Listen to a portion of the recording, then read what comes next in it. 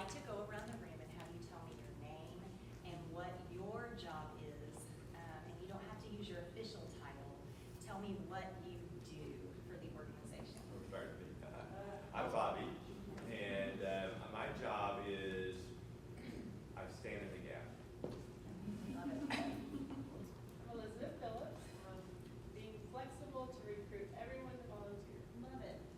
I'm Teresa Coburn, and I am the fundraiser and the advertiser for Success.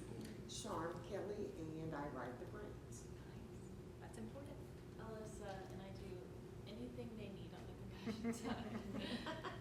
Annette, and I run the food pantry. Teresa, and I make sure everything moves forward. Lance, and I facilitate the remodeling on the houses. I'm Susie. I do whatever Teresa tells me to do. I wish. Really, I help facilitate our mentorship program, and I let Annette boss me around. Oh. And I'm Melissa, and I do whatever Susie tells me to do. And I also facilitate our high school mentoring program. Nice. Yep. I'm Alan Eaton, and I'm the bookkeeper. Thank you. Rachel Martinez, and I lead all of the programs that support students in our school district and community. Awesome, awesome. Well, when Teresa asked if I would come and speak to you guys about emotions in the workplace, emotional intelligence, if you will, IQ, some people call it, I was really excited to do that because emotions aren't just in the workplace, they're everywhere. And what I want to do today is let us remind ourselves that emotions are not really a problem. They're purposeful, and help us learn to navigate them as we lead, as we work with colleagues, as we just go through life in our personal lives, professional lives. Emotions are always there. So if you ever have a question, please do not hesitate to email me. I got a couple emails after the last time I was here, and I told Teresa, there are lots of yeses that I get to give, but giving a yes to Six Stones is always an honor because of the magnitude of what you do for our HBIC students. And so we appreciate you. We know that we're just a small part of the benefactors of everything you do, but we are so grateful for the way you pour into our students, and you make an eternal difference in them. So if there's anything I can do, please let me know. All right, so let's start with the definition of emotions. I always like to look at different words and what they mean and from where they come. So a natural, instinctive state of mind deriving from one's circumstances, mood, or relationship with others, or an instinctive or intuitive feeling as distinguished from reasoning or knowledge. That's the definition. And then, where did it come from? Well, there are some connections back to a French word that means to stir up. And then the Latin word emotus means to move out, move away, remove, stir up, or irritate. And as I read that, I could literally picture how all of those fit with emotions. Sometimes we want to move out, it's getting it out, that's what emoting is. Sometimes it is stepping away because we have an emotional reaction to something. Sometimes it's removing, but when it got to the stir up and irritate, I really could see, I never heard those definitions of the actual word, but those make sense because sometimes emotions can seem to irritate. Sometimes they can seem to stir up, and so we're going to talk a little bit about how to unpack that. But are they really the problem? That's our question today. And so I think it's important to know that emotions are God-given. He did not create us to be robots. He created us to have emotions. There's a purpose for emotions, and there's a place for emotions. And I was thinking about how do we as leaders, whether we're informal leaders or formal leaders, how do we demonstrate health even in spite of our emotions? And none of us is perfect at it. But healthy leaders don't deny emotions in themselves or the people that they lead. And they also understand the appropriate placement know how to utilize those in alignment with the purpose God intended. And that's what I want us to talk a little bit about today. Ephesians 4:26 and 27. I know you might not know the reference, but you're going to know this scripture. It says, in your anger, do not sin. Do not let the sun go down while you're still angry, and don't give the devil a foothold. And then in verses 31 and 32, it says, get rid of all bitterness, rage, and anger, brawling and slander, along with every form of malice. Be kind and compassionate to one another, forgiving each other, just as Christ God forgave you.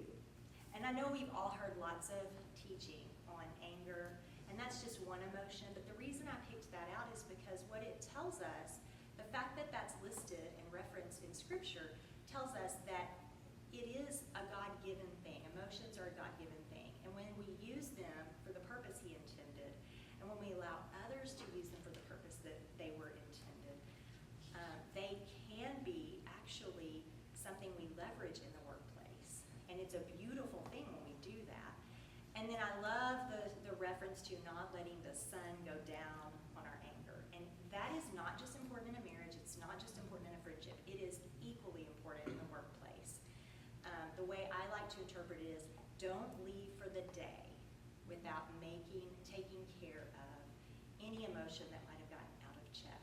And it will happen. And it will happen more than we wish to admit, because we're human beings and we're emotional beings. I always love, not as my first translation, but I love the message and I love the way that it captures sometimes current vernacular, if you will, for Scripture. And so I'm going to read those same two scriptures in the message. Go ahead and be angry.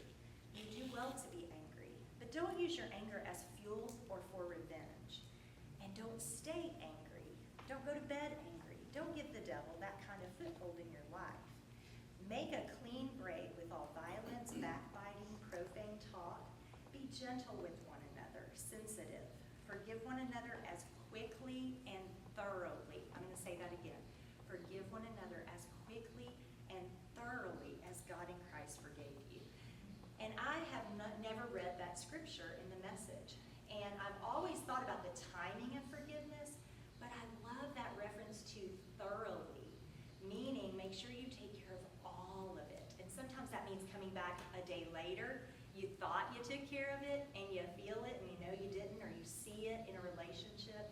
And so being thorough in our forgiveness, I think, is such a relevant topic for us as leaders. So let's talk about emotional intelligence. It's kind of a buzzword in our culture, but I saw in the bottom right-hand corner, I saw this on Instagram the day after Teresa asked me to come speak. And so I was like, okay, God, I love that. Emotional intelligence is the art of understanding without words. That's the simplified. That's one person's definition of emotional intelligence. We're going to talk, there are 4 components we're going to talk about today, but I love the definition, the ability to manage one's own emotions and understand the emotions of the people around them. So it's twofold. To truly be emotionally intelligent, or I'd like to say emotionally mature. We have to be able to do both of those. So I have gotten this from Harvard Business School. There are lots of different frameworks out there for emotional intelligence, but this one seemed to me to be simple enough, but also relevant to the work that you all are doing, specifically at Six Stones. The first competency is self-awareness, and it's understanding our own strengths and weaknesses and recognizing our emotions and the effect on our team's performance and our performance. And so again, at the very beginning, we talked about healthy leaders do not deny emotions. And so part of being a leader is recognizing and watching and asking the Holy Spirit to show you the effect that emotions may be having, positive or negative, how they're moving the group forward and how they might be holding you back from results you haven't seen yet. The second competency is self-management. I like to think of that as self-regulation. We talk about that a lot with our kids, with teens, with, if I have 2 teenagers at home, and I remind myself all the time that their frontal lobe of their brain is not fully developed.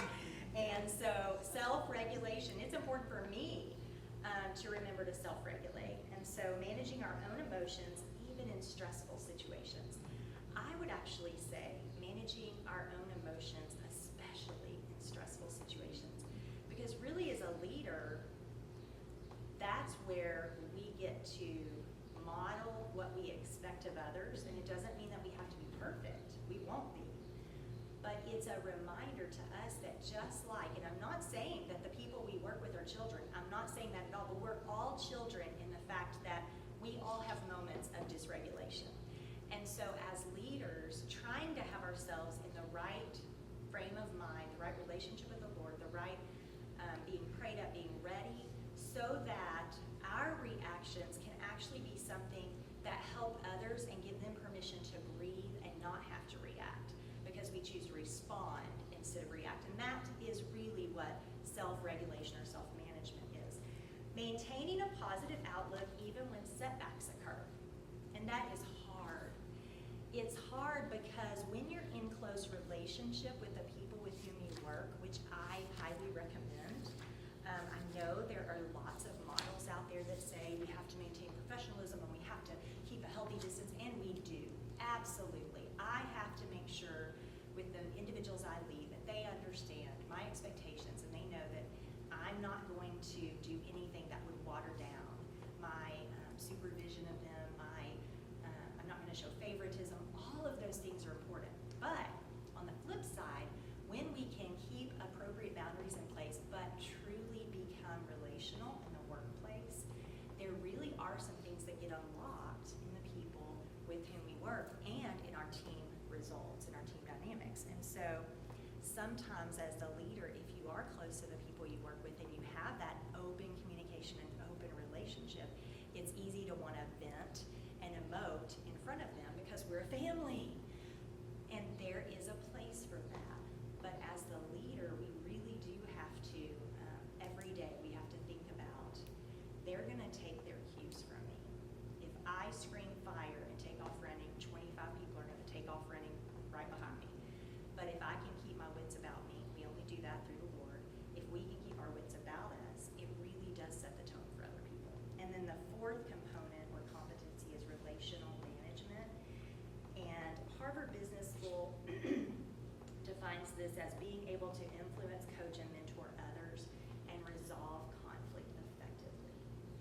So those are 4 areas that as leaders we can strive to excel in. And so let's look at the next,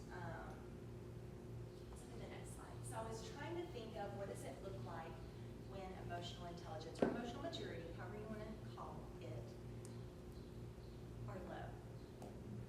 And before we go any further, it's really easy to think, yes, I'm getting ready to read some things about some of the people I work with. And I just want to caution you that God is so good to give us opportunities to teach others, because that's when we have to humble ourselves and say, that's an area I need to keep working in. And so as you approach this list, first of all, there's no shame because we are all in progress. But I do think this is something that you could literally print out. You could probably come up with your own list and just keep it by your phone or keep it on your phone. And when you're needing to do a gut check, you can just quickly tick through the list and say, what is my emotional health today? And it'll give you an idea, it gives me an idea of when I might be more in need of God's help and when I might need to be more aware to back up and pause. So low emotional intelligence can look like difficulty managing and expressing emotions. So there's the management part, the self-regulation part, but then expressing them. I have 2 boys who are very different. One of them, everything gets expressed. And the other one, I have to pick it out. And I have to find times when we're not face to face and we're driving, or at night when the lights are off and I go in to check on him. Find times to give him the right environment to express his emotions. Sometimes I think we think of dysregulation as rawr, but there's also dysregulation that occurs when we don't emote at all. And so when you have a teammate who's not emoting, it's not your job to pull it out of them or force them, but it is your job to be aware that there may be a low emotional maturity or capacity, and sometimes that's a state of being and sometimes it's situational. Because Another peek at low EI is struggle acknowledging colleagues' concerns appropriately. So this could look like you're in a meeting and you're in a hurry. Because this is when I have to be extremely aware. It's when I'm in a hurry and there are 52 tasks that we need to do in time for maybe 10 of them. And someone has an idea and I don't really give it a minute. I don't really give it credence. I don't really give it honor. I don't really give it value through my actions. That's an example of a time when, and it's not that you can do that all the time, but learning to label that and being self-aware enough to say, today, guys, we have a lot to get done. You all know that collaboration is my heart.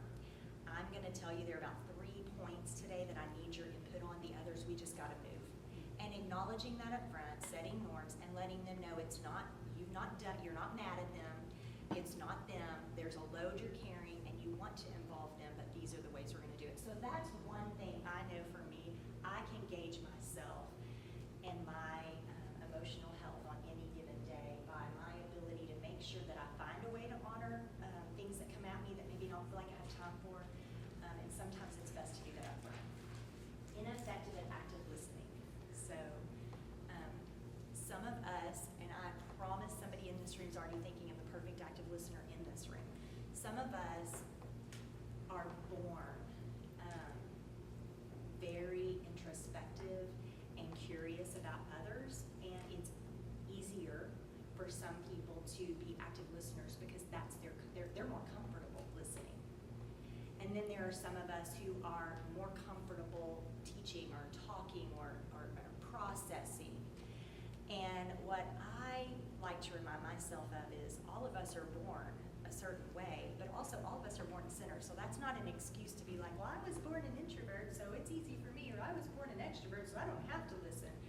And I can tell you that in my life, I can mark growth and maturity in certain areas, certain relationships, work, home, in the areas where I am a better listener. That's truly, for me, that's one of the things that I can mark growth whenever I'm more curious than I am interested in sharing my perspective. And so this is an area that we can all get good at it. We really can.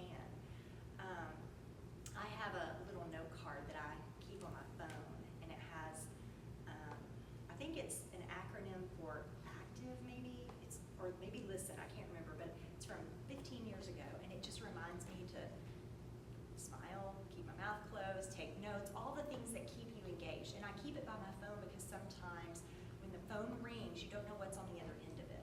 Like, you don't know if it's just a quick question or if you're getting ready to unleash a whole big bunch of work, or what's gonna change in your day. Is your day getting ready to be hijacked with a situation, all that kind of thing. So I keep it there. But that's an area that we can model and we can always get better at. Strange conversations with colleagues. I would say with spouse, with children, with best friend, with parents, whomever. If you feel like when you're having conversations with those with whom you work, either the body language doesn't match the words or the words don't match the body language, that's usually one indicator that maybe there's there could be some work to be done. Sometimes that's because we've been dysregulated in an interaction, or sometimes it's because we've not really taken the chance to connect on a deep level with somebody. And so again, sometimes strange conversations with colleagues just is because somebody's having a bad day. So we're not walking around reading into that all the time. But it is an indicator if you have a circle that you're supporting, supervising, and stewarding, and you notice something is off in your ability to communicate, typically that's the surface of something a little bit deeper. And then consistent blaming of others when things don't go as planned. Wow. That is something that even if you don't do it out loud, I think all of us have a tendency to silently, even if it's not blaming others, well, if this hadn't have happened, then this wouldn't have happened. Or if only I'd had this, I wouldn't have reacted this way.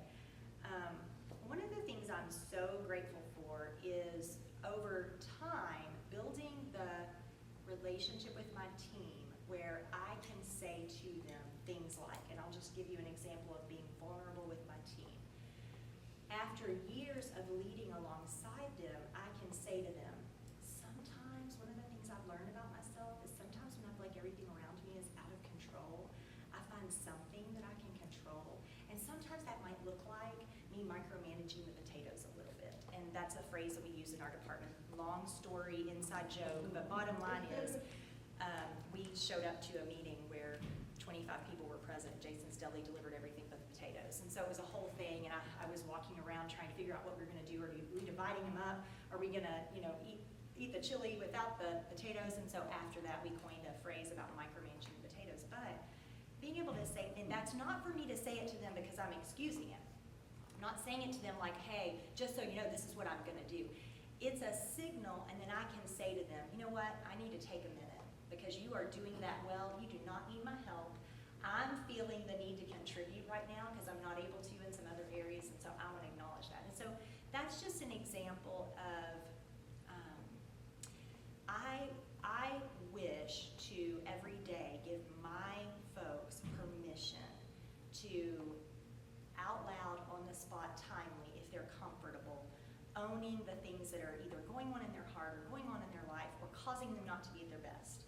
And the best way to do that is to model that from yourself. And so what I will say is when we feel like we're hung up on why something didn't work instead of figuring out how to move forward, at least for me, that's typically an indicator that I need to take a minute. I need to take a minute, I need to pray, I need to remove myself from the situation and get a clear perspective, because at the end of the day, in the moment is not the time to try to figure out what went wrong. That's for once you've fixed it and you've gotten everything back on track, then we need to loop back around, but not in the moment. And then the last one is emotional outbursts. And I know we think of like a 2-year-old in Walmart who's not getting like the candy that they want, but emotional outbursts can take on a lot of different looks and sounds and feels. And for some people, it's just one little biting comment. For others, it's crying. For others, it's laughing at an inappropriate time, and we're like, that's disrespectful, but we're not realizing that laughter doesn't mean that we think something's funny. Sometimes people laugh because they don't know what to do. It can be, emotional outbursts can be in a dialogue, moving to silence. I know doesn't seem like an emotional outburst, but moving to silence and refusing dialogue, that's actually sort of still a temper tantrum, if you want to think of it like that. So there are lots of ways that we can do this. And so these are some of the things that I know for me preparing for today. I was able to think of examples of every one of those when I've done something in the workplace or felt a certain way that could be labeled as that. And I think we would all be able to say that if we were being honest. So let's just take a minute about these 4 areas.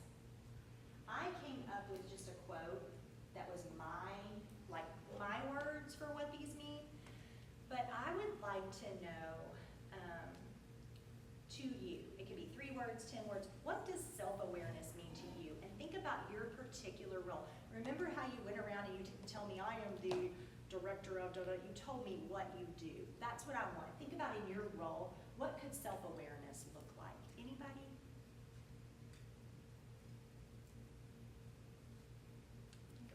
Just kind of think about your work week.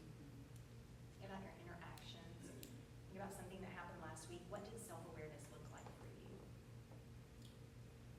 Grading my own paper. Just taking a look at, myself. Love that. Love that. What else? What does self-awareness look like to you? I think for me, it's just being, have my radar up for me. In other words, and so I'm recognizing my emotions about something, or my stress, or my, what's irritating me, things like that, just being aware of that, so that I'm ready to, I feel that in myself. And then I know then that I'm gauging that for myself. I think it's being open to lessons where, like you were talking about, where you're not thinking of immediately, oh, I know somebody who's like this, but knowing that, oh, wait, that person is me. Like, I recognize that in myself. That's good. What else? I think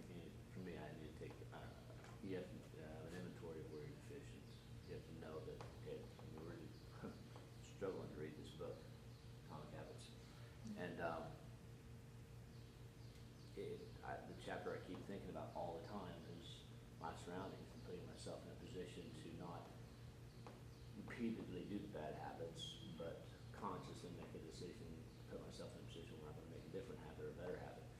And for me, self-awareness, if I'm aware of deficiencies, volunteers, guys, different things that in my mind, I think I can get, that should be able to be accomplished. I have to make sure I keep myself in check with those things that could cause me to have an emotional outburst or something else Sure. of that sort. Sure. Because so much is out of my control. Great. Anybody else?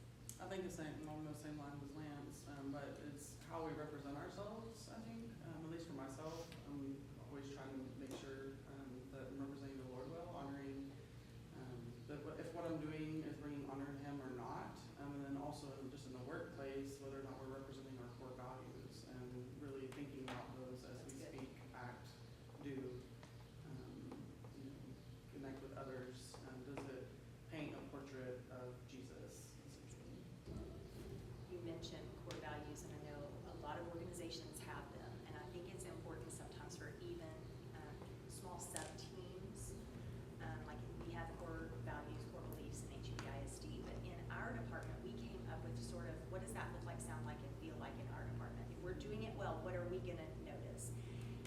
And that probably was a big breakthrough with results, because when we were able to define things like, excellence, what does that look like in our department? Well, it looks like having fun while we do hard work in a way that honors students. And so when things don't feel right, I can go to that list and I can actually have some tangible talking points for a conversation with another person where I say, I know you're doing the hard work. Are you having fun?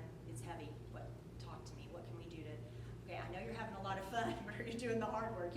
Those kinds of pieces. And so sometimes I think it's really helpful to give people the look-fors, listen-fors of how is, like, we all agree together. What is it going to look like from the outside in when we're doing these things well? And in our meetings, in our department meetings, and then in our weekly leadership team meetings, we have those on every agenda. And we've tried not to make it just a road, let's read it aloud and a oral reading. We do different activities with them. But we will, at our last meeting, the gentleman who was facilitating for our this activity for our leadership team said, which one of those is giving you trouble today? Does anybody want to share? And it did a myriad of health and positivity for our meeting, because we all knew what we needed help with, and when one of us saw the other person struggling with that, we were able to empathize in the moment. So just unpacking that a little bit, I think giving people the definition of core beliefs, I think it keeps it from being ambiguous. Anybody else? An example of self-awareness?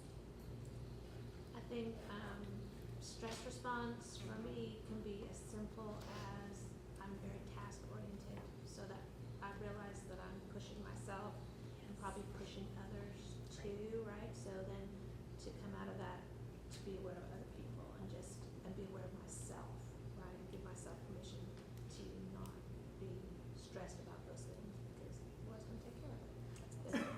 And I think to think about other people in that moment, and so checking in on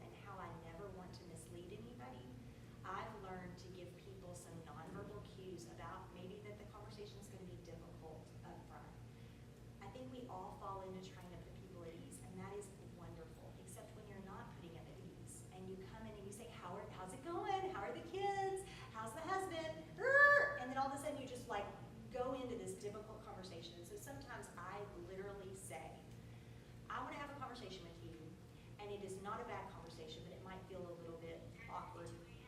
It might feel a little bit awkward, it may be difficult, for you to hear, and I just put that out there and I don't try to skirt around it. That doesn't give me permission to like rip a Band-Aid off and just be insensitive, but giving people dignity the way I would want dignity. I don't want, when I'm calling someone to tell them they've not gotten a job, which I have to do a lot. I also get to call people and tell them they did get the job, but when I'm calling to tell them that they didn't get the job, I do not say, "Hey Teresa, do you have a minute?" Because I might be causing them to think they're getting the call. This is it. And so I will often say, "Do you have just a minute for us to talk?" And then I go ahead and say, "As we promised you when we interviewed you, you were your back. I wanted to let you know." And again, it's just trying to be mindful of where people are in their emotions. So for me, establishing the norms might sound like that. It might sound like, I'm going to tell you right now that there are lots of people I would not be giving this feedback to because they are not as honed in on their craft as you are, but you are so very incredible at this technique or at this skill, and I think there's something that you can do to be even better. Sometimes it's giving them that piece if it's a development conversation, but really giving them permission to be ready for what you're going to say. And then being clear. If you have read any of Brene Brown's books, you know her phrase, "clear is kind." And one of the things that I think, when we talk about stewardship, we should never be having a conversation with even our supervisor about one of our subordinates and an area of performance concern if we have not addressed it with the subordinate. We should not be having a conversation with anybody unless it's to seek guidance in a safe, role-playing kind of environment. But I should not be talking about a deficit in anyone that I've not shared with them. I should always also not have conversations that leave someone, because of my own discomfort with the conversation, I give a piece of feedback and then I go so to the extreme to soften it that they leave and go, "I think she was going to tell me I wasn't doing well, but actually I'm doing great." Like, that's the other piece, is just being clear and allowing wait time and silence and not filling it. That is the hardest part, even for introverts, in a difficult conversation, is not filling the silence and not just saying something to make it go away or make it feel better. And then active listening. If your part of your conversation is not planning for when they get to speak and they get to share and they get to join you in the dialogue and explain to you what was going on and what they were feeling and their perspective, then you may shortchange yourself and you may get to the end of the conversation and you may actually have a challenging conversation with them and walk away not realizing that you were actually the one who misperceived what went on. And actually what you thought happened wasn't what happened. And you've just given them feedback and you're feeling like you've given them great advice, and then you find out that actually, were you aware that I actually went to the director and asked about this and I was told to do this? That kind of information that you may not have. So being very aware of an opportunity for them to share. And I love to ask questions because asking questions sometimes saves me like 15 minutes of the conversation I didn't even need to have. I love to start with, "Hey Teresa, yesterday when you gave the presentation to the coaches on ethical behavior, how did you think that went?" And Teresa goes, "Man, I don't know what was up. I have never been nervous. I was so nervous I skipped over the whole part about using cell phones. I skipped over the whole," that was the conversation. Like, I don't have to have it now. I can say, "You are so aware. Even when you're nervous, you are so self-aware. I love that you noticed that. That was something that I noticed as well. And I was wondering what might have been going on to cause you not to cover that. Because that's a critical part of the training and it's not really complete if we haven't done that. How do we need to get that information to them?" And I'm certainly oversimplifying this, and I understand every conversation does not go that way. But I've gotten to the end of something before and realized the person already knew, and I did give them a chance to really tell me that. So starting with some reflection questions, and then asking questions and listening and being more interested in what they have, as interested in what they have to say as what you came to say. Okay, it's gonna feel unsafe at some point in some conversation you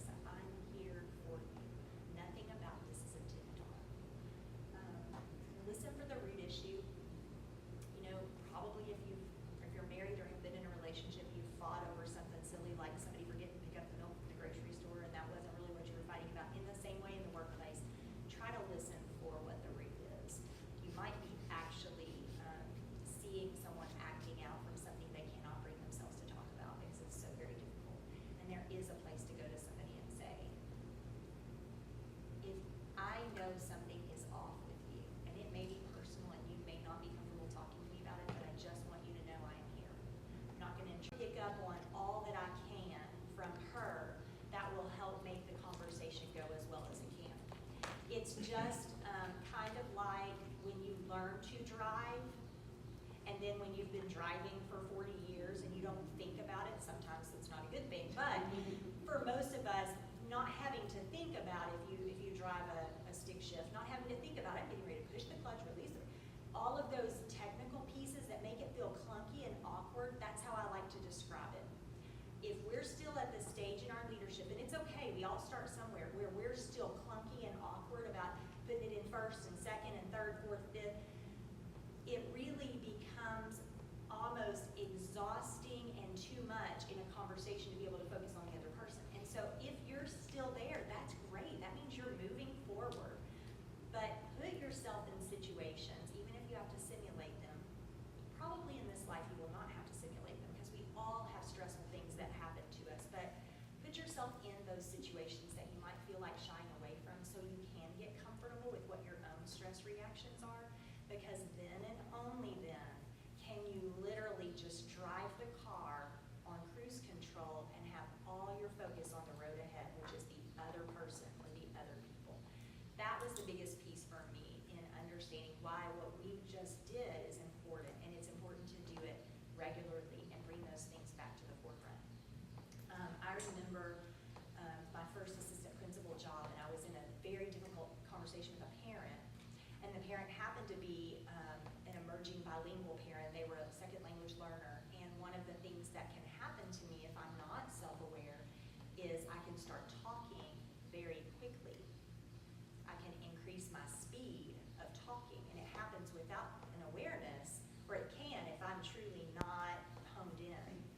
And I remember halfway through the meeting thinking, man, this is not going well. Her furrowed brow, she is just not with me. Well, she wasn't with me because I was like racing because I was so nervous about what I was presenting to her about her child's discipline. And at some point she signaled to me, you know, she didn't say slow down, but she said, I don't understand everything. And then I was able to get myself calm and go back and not worry so much about the words and just connect with her. I was able to write things out, draw things out. But that's always been a nice reminder to me is if I'm in very difficult situations or something I think another person's gonna find difficult, I actually go to the opposite extreme now. My voice is usually very soft and my words are much slower than they are in real life. And that's strictly because I've become aware of that and I do not want to do that. So I am intentional about going the opposite direction. So I encourage you to have that conversation. So I said that it's the responsibility of the leader to deeply understand his or her strengths, weaknesses, potential triggers, stress responses, and blind spots, and then really getting comfortable in our own skin. And again, when I say that phrase, I know it can have a negative connotation, like I'm who I am and I'm not going to change. That's not what I mean at all. I mean understanding how you were created and what you were created to do naturally and what you need to work on and what you need help with so that you don't become the obstacle in emotional situations, right? And then the next one is self-management. A leader who cannot or does not, sometimes it's a skill issue for us and sometimes it's a will issue, does not demonstrate self-regulation should not expect those under his or her supervision to do so, and actually take it a step further. We really shouldn't be shocked when they don't, because we're modeling that. One of the things that I think is really powerful for leaders, I have been blessed to see it happen to me. People have done this that have led me, and I now try to model this with my people, is owning when I've done that. And I have a leader who will literally say on any given moment, he will say, yeah, I had that idea and that wasn't a good one.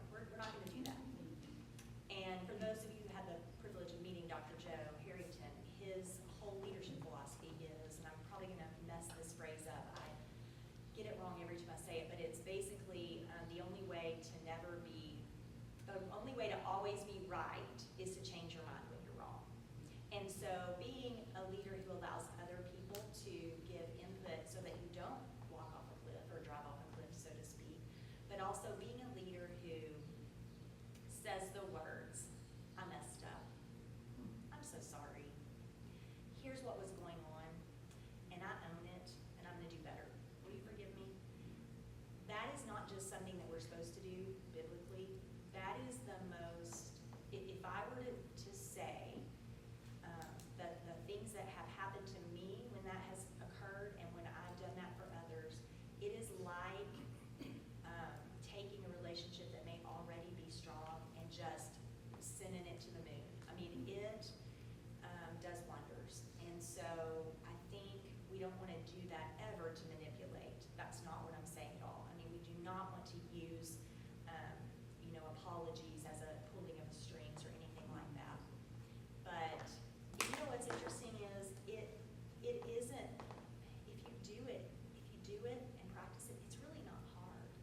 It feels hard to some people, and I know that in this world we are bombarded with social media and TikTok videos and podcasts telling us all the things we need to do to be a certain kind of leader or person or mom or wife or friend. There's no weakness in admitting you're wrong. There just isn't. And yes, I believe we have to use discernment, and I do not believe that we have as leaders, we cannot just be blah, blah, blah, telling every single thing we feel and think. And I completely agree that there have to be professional boundaries in place for those that we're leading. But I think the greatest demonstration of self-management is owning it when we mess up and giving some others the opportunity to do the same. And then the next one is social awareness. And so I already said this earlier, but if we haven't mastered the first two, we might as well just kind of push pause on this one.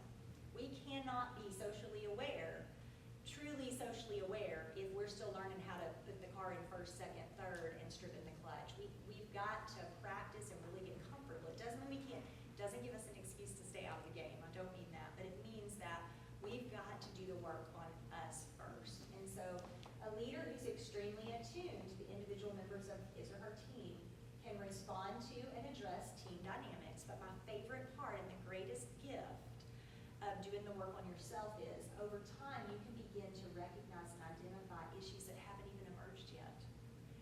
And just like with diseases, that there's early diagnosis, often that increases the chance of being able to treat it.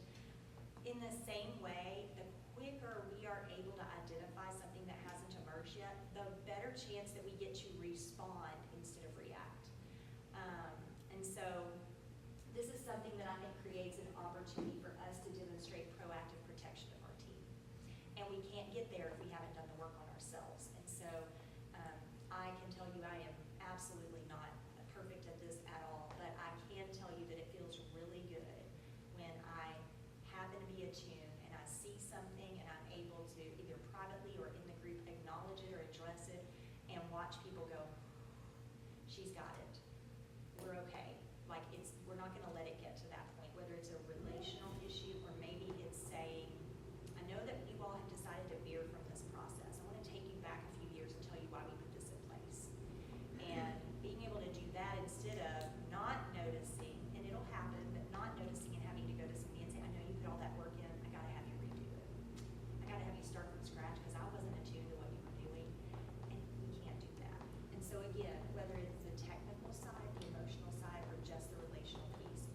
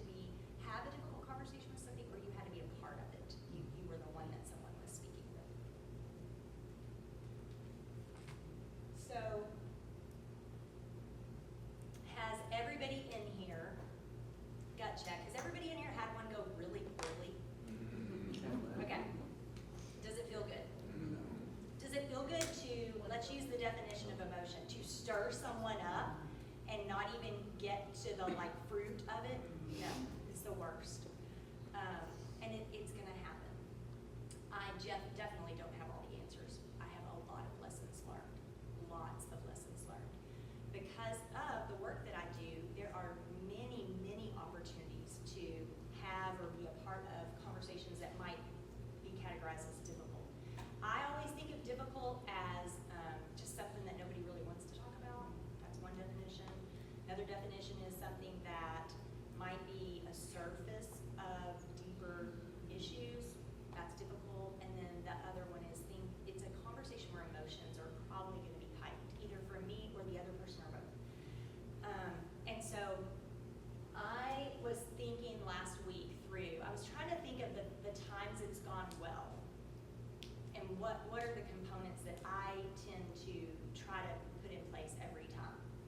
So I will tell you that one of the things that works for me, and it may not work for you, and I want to always preface anytime I'm speaking to you guys that I don't ever expect that everything I share is going to resonate with you, because we're all different personalities, we're different strengths, we have different communication styles, and so I never want anything I share to become a legalistic checklist that you feel bound by. That's not freedom, that's not why I'm here. So there may be 2 or 3 of these things that you say, yeah, I'm not gonna do it, sister, and that is A-okay.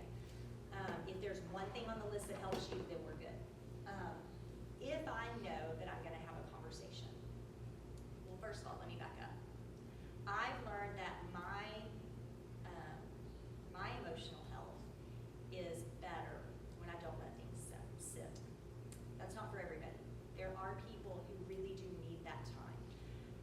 Because of the fast pace of the work that we do in our department, the things that go on every day in the school district, and I know it's the same way with Six Stones, I have such a value on the relationship that I never want to have a conversation with Teresa, and I'm talking to her about something that happened last week, and she's thinking through every conversation we've had since then that I haven't shared it.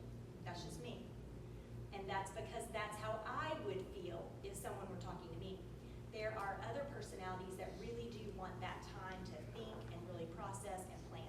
So if there's something really small that happens, that maybe it's a piece of feedback I need to give a colleague because maybe I've observed them in a meeting and it went well, but there's something I can tell could have made it go better. I don't want that to be something I'm saving for an appraisal or for an evaluation or for another, throwing it into something. So I often just step in and say, can I share a piece of feedback? And that's the way that I do it. But if it's something that really isn't a 2 to 3 minute conversation, I'm gonna take a night and I'm gonna sleep on it, I'm gonna pray through it, and I'm gonna plan it. Because what I've learned is, even when we're totally self-aware, once we get in that moment, some of it goes out the window because our heart rates increase. There's so many physiological things that happen that are God designed to protect us. They happen in those situations where you just want to push the eject button and be like, never mind, let's just back our way out of this. And so because of that, I find that planning it and having some talking points is really helpful. And I always say to somebody, I want to talk to you about something and it's really important, and I want to make sure that you get to hear my heart and what I really want to share with you. So I'm going to have some notes here that I'm going to read from because I don't want to miss anything. I don't want to get this wrong. This is too important. So a roadmap, and really for me, the roadmap includes like, what is my purpose? Starting with the heart is the first foundation of crucial conversations, and I love that. Just starting with the heart, figuring out like, why am I having this conversation? Like, I'm having it because I think you are amazing and you are incredible at this particular aspect, and I want to see you grow even more. Or I'm having this because I really don't think you even have a clue how this might have come off, and I would want to know if somebody observed something in me. So thinking through that piece is the first part. And then what is it? What are my 2 to 3 pieces of feedback or reflection questions to get them to 2 or 3 pieces of feedback that I want to ask? Not like 32 things, ever. Even if there are 32 things, how would I feel if somebody gave me even 5 things that yesterday I messed up on? Like, not nobody, 99% of the people in the world do not wake up in the morning while they're brushing their teeth in their mirror going, how can I mess up at work today? How can I offend somebody? How can I hurt somebody? They don't. And so because we know that, we have to pick like